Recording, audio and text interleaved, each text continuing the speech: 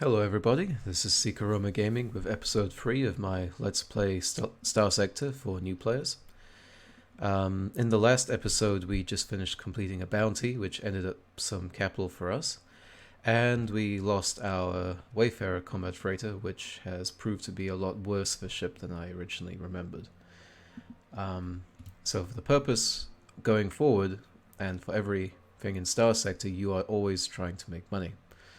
So we have a couple of options. We can hunt for bounties. As you saw last episode, we have a bounty nearby us that has way too much for us to take on. We could hunt for a smaller bounty, but we might need another ship in which to take this on. Or another option is to hunt for AI cores in the unexplored regions and bring them to the Tritachyon representatives in the roughly northeast corner of space. They have their blue planets you'll see here. Scaffi, Franchise Station. They provide roughly, I think it's 3 to 4 times the average worth of each AI core. So a Gamma core that's worth 10,000, they will give you... Oh, it's 3 times, sorry. They'll give you 30,000, and so on and so forth. So you can make a lot of money on just a few cores starting doing that. But right now we are currently stuck, or rather hiding, from a very dangerous fleet to the south, and we have an understrength fleet with a bit of a junker that is not give us a lot of help at the moment. And this is one thing to note with StarSector, is that the game will throw ships at you all the time, but a lot of them are not what you will want to keep on your fleet unless you just desperately need like a meat shield of ships, pretty much. But the supply cost and the fuel cost will make it a very prohibitive way of doing that. So in this case, what I want to do is strip this ship out and scuttle it. So I'll go to refit, and I will strip it. And I'll go back to fleet, and I will scuttle it. So now you see I'm a bit over my cargo capacities. That's completely fine because I do not need metals, and it's only 30 fuel. So to do that, I held down control, and it automatically puts the exact amount up to my capacity. I could do the same with metal, and it would keep the metal I need. Confirm. So let's take a look at the system around us. Maybe we could find some AI cores or an easy remnant to pick on around here. First thing, you may notice this little nav buoy. Let's go grab that. That'll make things a lot easier for us getting around, and if we get caught by anybody bad, we can escape a lot easier.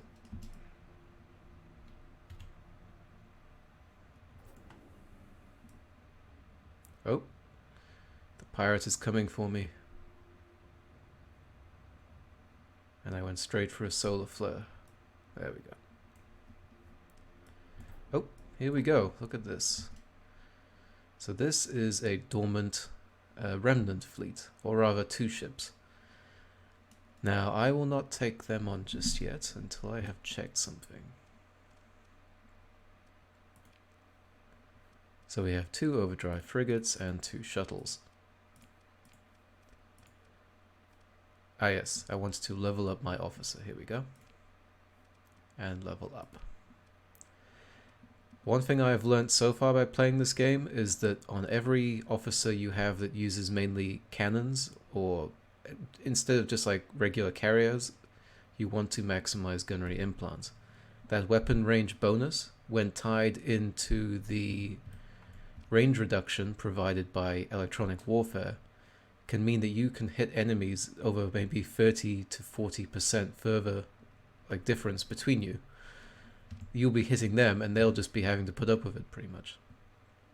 So go back to the fleet, level her up, gunnery implants, and gunnery implants level 2, and missile speed is always a good thing. And there we go. Early game we want to not hire too many officers because the monthly salary will bug us, but it's okay for now. And let's see if these guys will give us some AI cores. Moving to engage. deploy everybody, and let's go.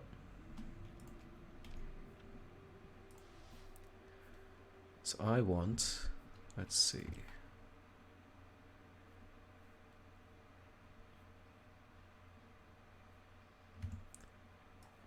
Let's get the shuttles to distract the big ship, whilst the frigates take out the smaller ship.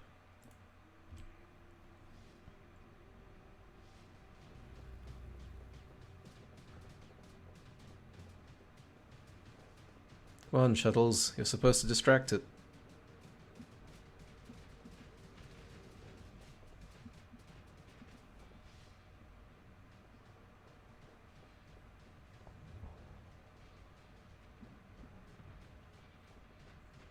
There we go, come on.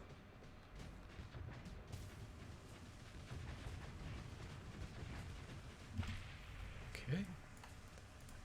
And now everybody feast on the remainder.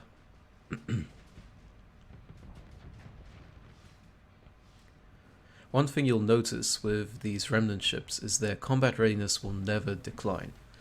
As they are robot ships, they don't have a crew that gets tired, so if you're trying to wait them out in a protracted firefight, you will never win. Okay, let's pray. Did we get a Gamma Core? We did! So that's 30,000 credits right there. You just have to make sure nobody takes it from us.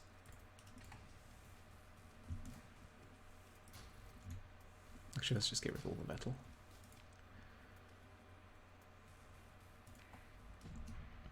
And I got to level up. So, after initially investing in some combat skills to make your starting ship have some better use than without skills, you need to start investing in campaign skills or fleet skills. Now, it depends here how you want to do it.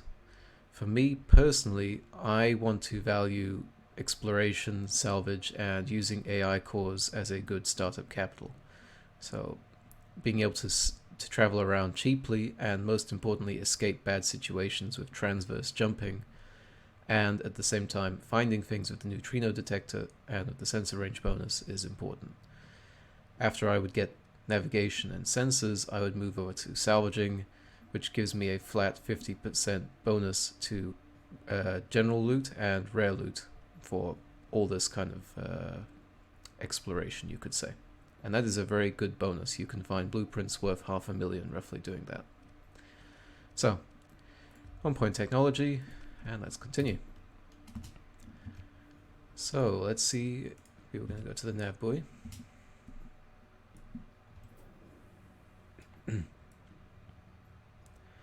Want to avoid that solar flare, that big bright light. This whole star is a big bright light.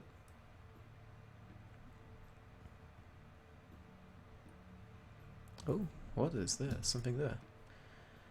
Something floating very close to the star. Let's grab that buoy. And so this is a domain era deployable. These are unique. If you ever find them, try to just claim them and bring them online, because if you break them for salvage, you can't rebuild them. So this one gives me a very good speed bonus. You will use up some heavy machinery, but that's okay. Okay. Oh, Corona. So that thing is very close to the star.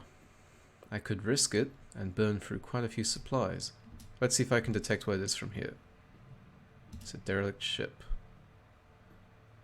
Centurion class heavy frigate. And there's another one I detected over here.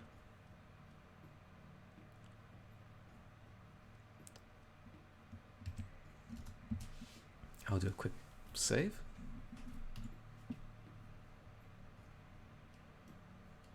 Now this is where you are basically going to think, should I risk getting this close to a very dangerous star to grab some treasure? I do not think that Centurion class frigate will have much good, but we can see if the other one is perhaps, keep the distance,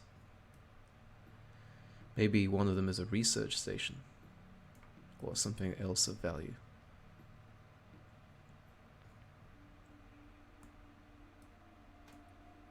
Okay, there it is. Let's get close. That's also derelict. That's a kite class. I think this might be another derelict ship, so I'm not too interested in that. If it was a research station, I would fly straight into it, but not this moment. So, let's get away from the star before it roasts us alive.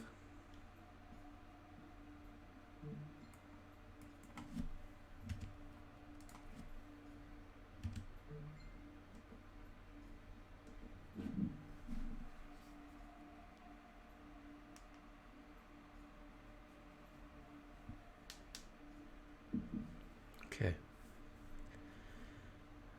Nothing around here. Nothing. We can explore to Elif. Actually, whilst we are here, let's take a look at Green. What is its hazard rating? 250%. Okay. Yes, we will be ignoring Green for the moment, as 250% translates into a lot of supplies needed, a lot of everything needed to survey it. Later on, when we come back with some cruisers and drone tenders, this will be a lot cheaper. But for now, let's avoid the giant burning rock. Okay. Let's head off to Elif. And the star in the process. Look at that speed. Having a small fleet at the beginning feels so liberating.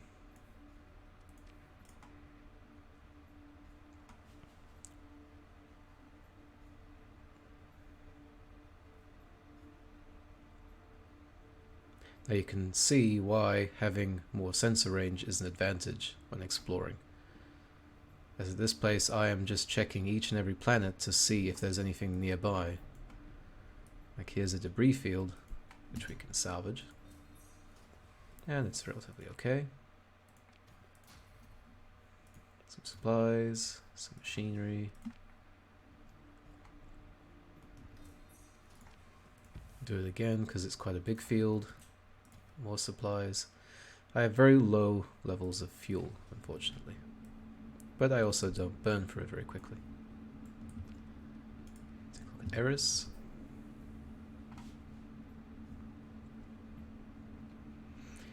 And then periodically you can stop to do a sensor burst, but you don't need to worry too much just yet. Nothing around here. Let's check the gate. There's usually derelicts or debris fields near a gate.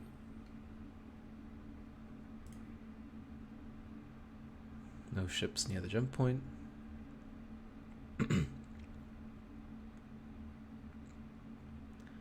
Remnant ships like to sit near jump points, so they are a good easy way to get some early gamma cores. Yep, here we go. Debris field near the gate. And a lot of little things too. What is here? Derelicts. We have destroyers, frigates, shuttles, a freighter. Let's start with the derelicts. Maybe we can salvage one. The destroyer. Explore. Nope, we can only salvage it. Regrettable. Oh, what's this? Ooh, a little remnant hiding right there in the field. Hello.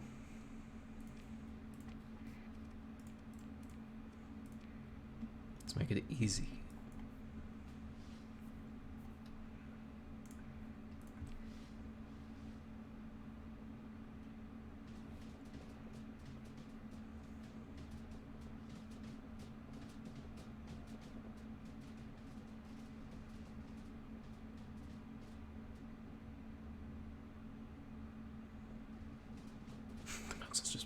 This is just bouncing off there.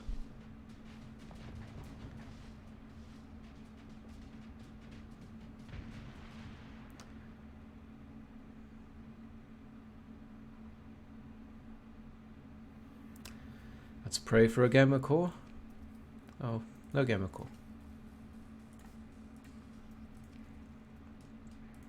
Well, let's pray for a ship in good condition. Oh, we got ourselves a Mudskipper transport. Gives us some cargo and crew. But it's a transport ship that has a compromised storage. So that's that's going to work out long well. Okay, let's look at the shuttle. We can take everything. The freighter. Let's hope this one. Nope. Ah, but it did have ore and lobsters. Ore is not so much valuable, but the lobsters definitely are.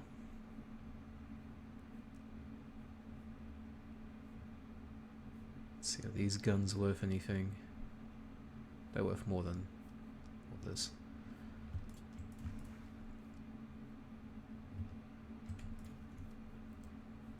Okay. And lastly, the frigate. It's a damaged little frigate. Degraded engines, faulty power grid. But this is one of the high-tech frigates that makes use of an EMP generator, which can be a very useful little weapon. We'll grab you. And now we'll salvage the main field. We have half the crew and machinery required, so this will be a very poor salvage. But we could pick up some of the cargo pods that we were leaving behind.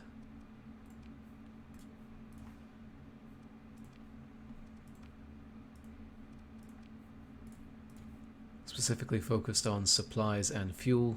These are the most important.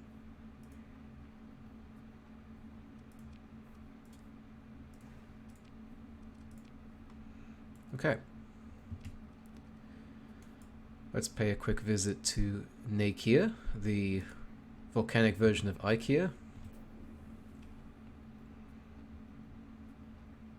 Anything floating around there?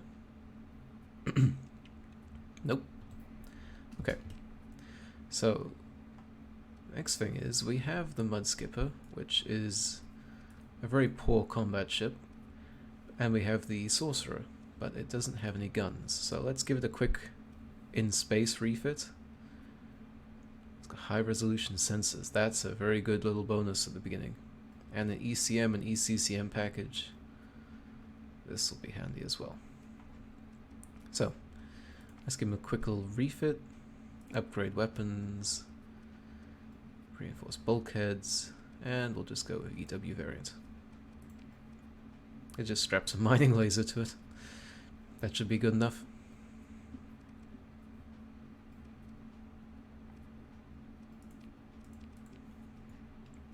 Okay. Well, we now should return to the main space, or core sector space rather.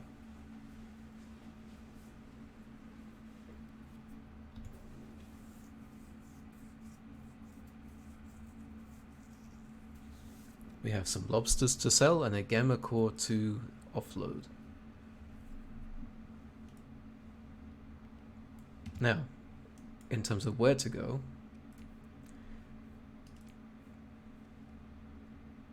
we are looking for any tri-tachyon worlds.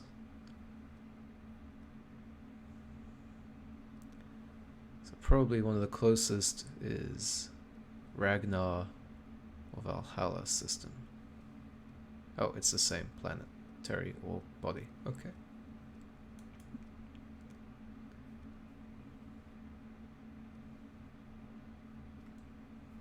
I prefer usually to start with Hybrasil, because they are quite close to the edge of core sector space where you can then go off and explore and bring back all your treasure very easily. So let's head to Hybrasil.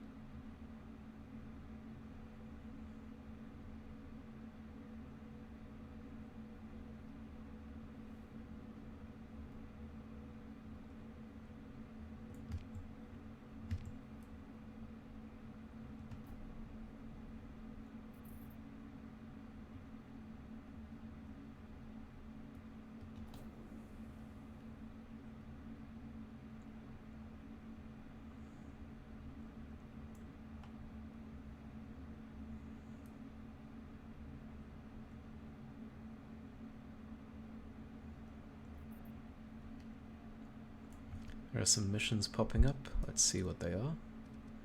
Exploration,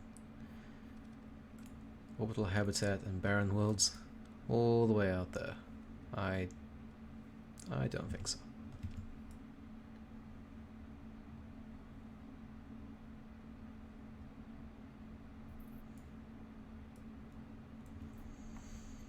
Okay. Now, one advantage here is if I had transverse jumping, I could jump in straight to Hybrisil's gravity well on the planet Kulan. This little orange lump right here. Therefore putting me right next to the planet that I need to go to smuggle. Turn your transponder on and enter the system. Okay. Let's head to Kulan and hope that nobody wants to stop us on the way.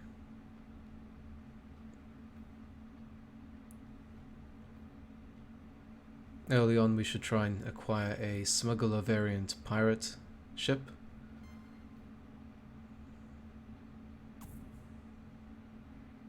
Okay, good. So, let's get rid of the Gamma Core. Open the COM directory and pick anybody. Administrative works. Let's send these AI cores in. Select the cores. And this one core gives us 30,000 credits. However, Tritachyon gives us 300% of the value, but they only give us half of the reputation gain. In this case, the reputation gain is actually rounded down. So you would get 0.5 points for each Gamma Core. So if you handed in 2, you would get 1 point. But because I'm giving just 1, I get 0. There is no half a point of reputation that they give me for this one core. Whereas factions like the Luddic Church will give you the reverse of this. They'll give you a tiny amount of money, but a lot of reputation gain. Okay? Smiles like a carnivorous animal you saw on a holodoc once. It's a deal. Okay.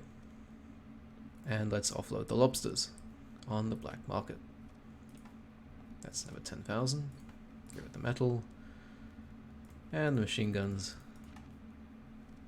Confirm.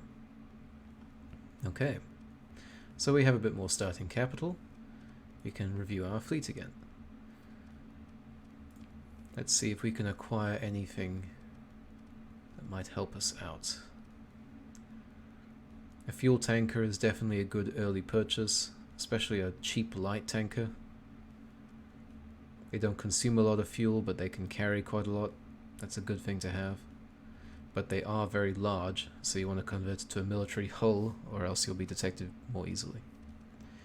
Alternatively, you can invest in the regular tanker type, but with a fleet this small, it depends on if you're trying to upscale quickly or not. Can't even access the military, and what's on the black market.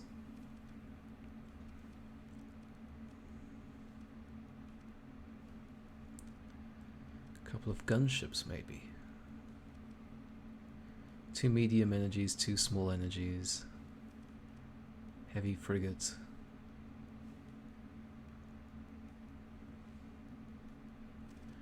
or a shade.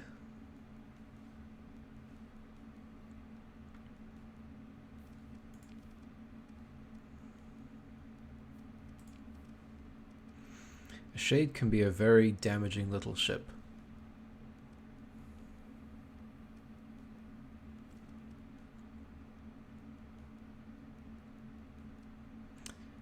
Okay, so we definitely want to grab ourselves a fuel tanker.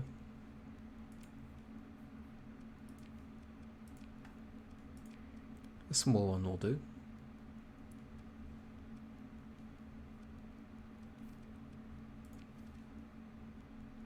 Ideally, I'd love to get the Harbinger. That ship is... it's not the larger variant, but it is very dangerous early on.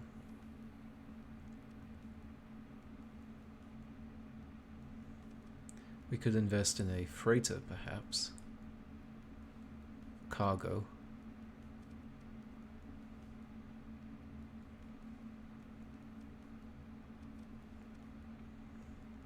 I do want to get a drone tender for the surveying and salvage gantry.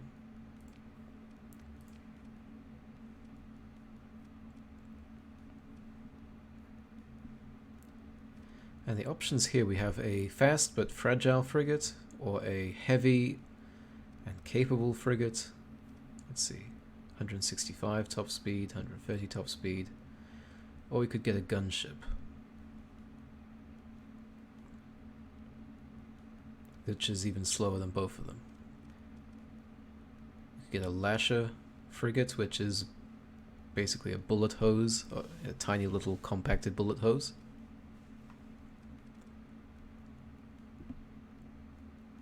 I think what we need is a ship which can function as a sort of mainstay. The Scarab, or the Shade, sorry, is far too weak, whereas the Scarab has the ability to absorb a bit more damage. Let's get the Scarab. And I'll make that my new ship. And lastly, I have the options between the Wolf or the Lasher. I shall vote for another Wolf. This one's a pirate variant. Is there a different one on the market? Maybe. No, there is not. Okay. Well, more wolves are always okay. That's why they're called a wolf pack. Okay, so let's organize our fleet. Scarab will be my ship.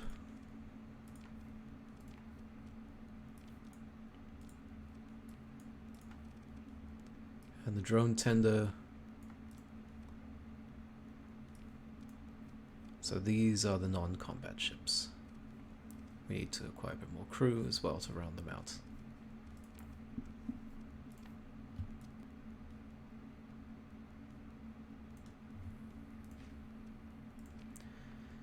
And we burned quite a lot of fuel getting here actually. So let's buy some more fuel. One thing you might have noticed when I was purchasing these ships is these little abbreviations next to the names, like TT, D, etc. So you probably guessed by now that D means the ship is damaged, but these other abbreviations can mean variations of each ship. So like my P variant is a pirate variant. The ones that you particularly want to look out for though are the Tritachyon, sorry. Tritachyon enhances their ships to have generally more types of weapons and usually some sort of benefit in the form of a extra hull mod, such as in this case the insulated engine assembly. So let's refit these ships. Auto fit. Experimental. Oh, what is that? Gives us a couple of mining lasers, point defense lasers, and an ion cannon. Let's go with that.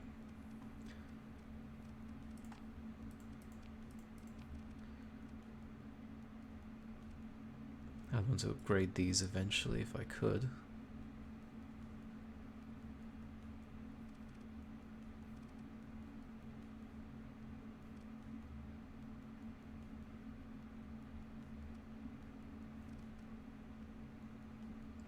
It's a lot of point defense. I don't need that much point defense.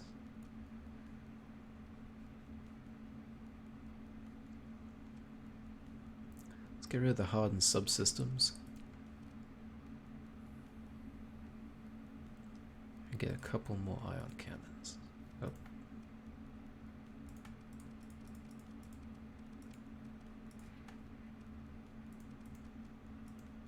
Okay.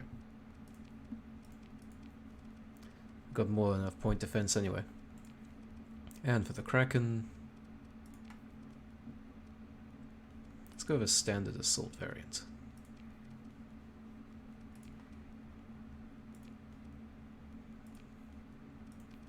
For both of them.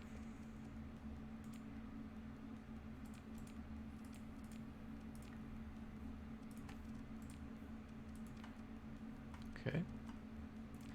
Now for our civilian ships, we need to get rid of this civilian grade hull. This is a particularly nasty little affliction. If we add militarized subsystems, this will not only increase the speed of the ship, it'll double the crew requirement, but it will also improve our sensors and reduce our being detected rather. In terms of everything else, you can strap a cannon to it.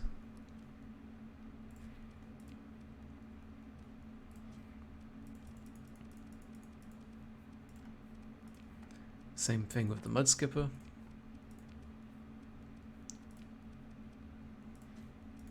I hope these would never enter combat anyway. And the freighter. Oh, rather the fuel tanker as well. We can also give it auxiliary fuel tanks. So now we have 90 more fuel capacity. Very nice. In terms of weaponry, doesn't really matter that much. Let's give it a couple of Vulcan cannons in case.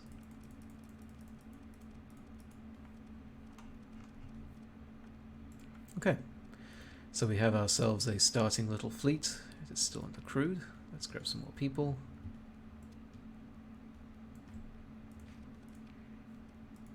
Okay.